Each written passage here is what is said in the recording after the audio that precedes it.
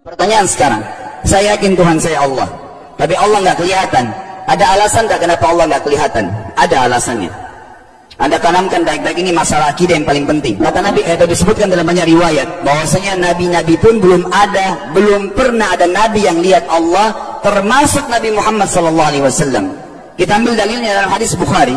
Waktu Nabi SAW pulang dari Isra Mi'raj, jemaah sekalian, Aisyah bertanya radhiyallahu anha, berkata, istri beliau, ya Rasulullah, hal tara rabbak, apakah anda waktu Mi'raj ke langit, terima perintah sholat, sempat lihat Tuhan anda nggak? Lihat nggak Allah itu bagaimana?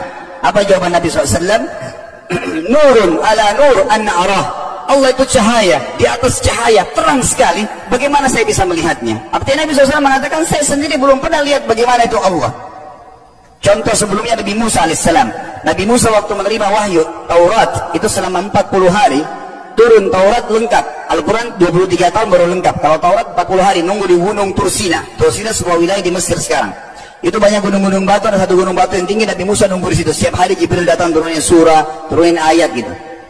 Setelah berlalu 37 hari dari 40 hari menunggu Taurat turun, Nabi Musa AS tiba-tiba bertanya kepada Allah, mengatakan begini dalam Al-Quran, A'udzu minasyaitonir rajim, Rabbi arini anzur ilaik. Wahai Tuhanku, izinkan aku melihatmu. Aku beriman kepada ya Allah, tapi aku ingin lihat kau bagaimana. Allah menjawab, tidak mau mengecewakan Nabi Musa. Sebagai manusia Allah mengatakan, lan tarani. Perlu anda tahu dalam bahasa Arab jemaah sekalian ada 3 kosakata la, tidak yang berarti tidak. Ada la biasa artinya tidak, ada lam dengan mim, lam artinya tidak pernah, ada lam dengan nun, lan artinya tidak akan pernah. Allah mengatakan apa? Lan tarani, kau tidak akan mampu melihat wahai Musa.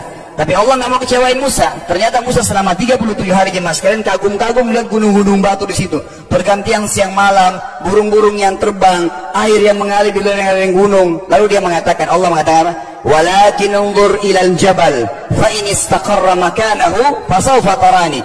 Coba kamu lihat gunung-gunung batu di sekitarmu hai Musa. Kalau mereka bisa menampung kedatanganku, kata Allah, kau akan bisa melihatku.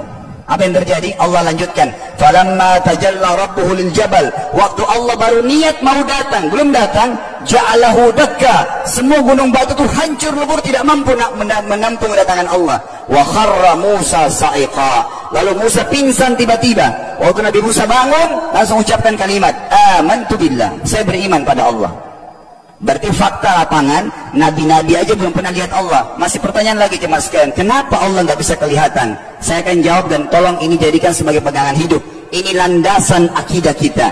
Kata para ulama, karena anda kalau sholat, anda mengucapkan satu kalimat yang merupakan jawabannya. Allahu Akbar. Allah Maha Besar. Akbar adalah siga mubalaghah dalam Islam. Sesuatu yang melampaui batas, Maha Besar. Kita terangkan. Kata Nabi SAW, perumpamaan bumi yang kalian tinggali ini dibanding dengan langit pertama di atas kepala kalian, ada 7 lapis langit. Allah mengatakan, sab'an shidada, 7 lapis langit yang kokoh. Alladzi khalaqa sab'a samawatin tibaqa, yang menciptakan langit tibaqa bersusun, 1, 2, 3, 4, 5, 6, 7. Allah di atas langit ke-7. Kata Nabi SAW, perumpamaan bumi yang kalian tinggalin dibanding dengan langit pertama di atas kepala kalian, ibaratnya seperti cincin yang dibuang di padang pasir. Jadi kita tidak akan pernah bisa melihat ujungnya langit karena kita sangat kecil, dan ini terbukti secara fakta. Apakah anda sudah tahu bahwasanya miliaran bintang-bintang yang ada di atas kepala anda yang jaraknya sekian miliar tahun dari bumi dan sekian miliar tahun lebih besar daripada bumi, sekian miliar kali lebih besar daripada bumi, itu semua berada di bawah langit pertama. Manusia tidak akan pernah bisa memegang langit ini dengan telapak tangannya, karena dari sini saja ke Pluto jaraknya 270 tahun. Nggak bakal bisa ada astronot dikirim kena mati di tengah jalan. Jaraknya jauh sekali bintang-bintang, dan semua berada di bawah langit pertama. Kata Nabi SAW, di atasnya langit kedua besarnya, digabung antara bumi sama langit pertama seperti cincin dibuang di padang pasir. Langit ketiga, 2, 1 dan bumi digabung tiga-tiganya, dimana langit ketiga seperti cincin dibuang di padang pasir, sampai langit ke-7, 5, 6, 4, 3, 2, 1 dan bumi 7 dia digabung, dibanding langit ke-7 seperti cincin dibuang di padang pasir. Dan langit yang luas ini jemaah sekalian dipenuhi dengan makhluk Allah yang lain namanya malaikat. Dalam hadis Bukhari kata Nabi SAW, waktu saya sedang dimi'rajkan ke langit, tidak ada 4 jari pun ukuran di langit yang luas itu, kecuali saya temukan malaikat yang sedang ruku atau sujud, penuh dengan jumlah mereka. Anda tahu malaikat itu ada namanya nama kelompok, seperti Rakib, Atid itu kelompok. Di bawah Rakib banyak miliaran malaikat, di bawah Atid miliaran malaikat. Sama dengan Munkar Nakir. Ada memang nama kelompok. Makanya kalau manusia 5 miliar, rakib atidnya 10 miliar. Rakib atidnya 10 miliar. Lalu kata Nabi SAW, di atas langit ketujuh ada Sidratil Muntaha. Besarnya digabung antara 7 lapis langit dan bumi. 88 hanya seperti cincin di bawah di padang pasir. Di atas Sidratil Muntaha ada sebuah lautan yang Allah ciptakan. Lautan itu besarnya digabung antara Sidratil Muntaha, 7 lapis langit dan bumi. 88, 99-nya seperti cincin di bawah di padang pasir. Makanya kalau Anda baca Quran, Anda baca ayat wa kana arsyu 'alal ma', singgasana Allah di atas air. Ini maknanya. Air adalah ada lautan. Lalu kata Nabi SAW, arsy-nya Allah di atas lautan itu singgasananya Allah. Besarnya digabung antara lautan, Sidratul Muntaha, 7 lapis langit dan bumi. 10-10-nya hanya seperti cincin dibuang di padang pasir. Anda sudah hafal ayat kursi?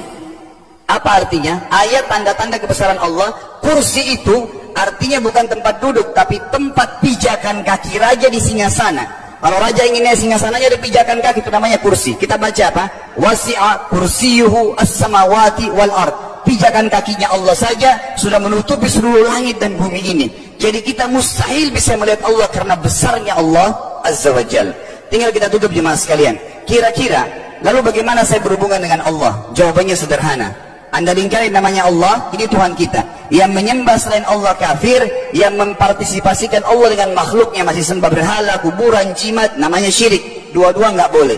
Untuk berhubungan dengan Allah yang tidak kelihatan dengan mata kita ini, tapi kita bisa rasakan keberadaannya, cuman satu cara. Di bawahnya lingkarin ibadah. Salat, puasa, zakat, haji, takziah, ziarah kubur, semua ini adalah rangkaian ibadah untuk berhubungan dengan Allah.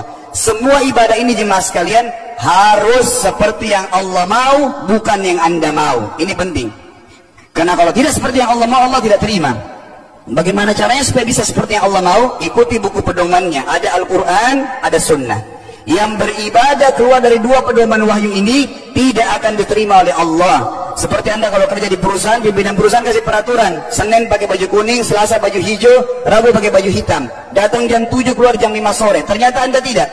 Hari Senin Anda pakai baju hari Rabu, datangnya jam 9, keluar jam 2 siang. Dikeluarkan oleh pimpinan atasannya. Itu baru peraturan manusia. Bagaimana dengan peraturan Allah Azza wa Jal?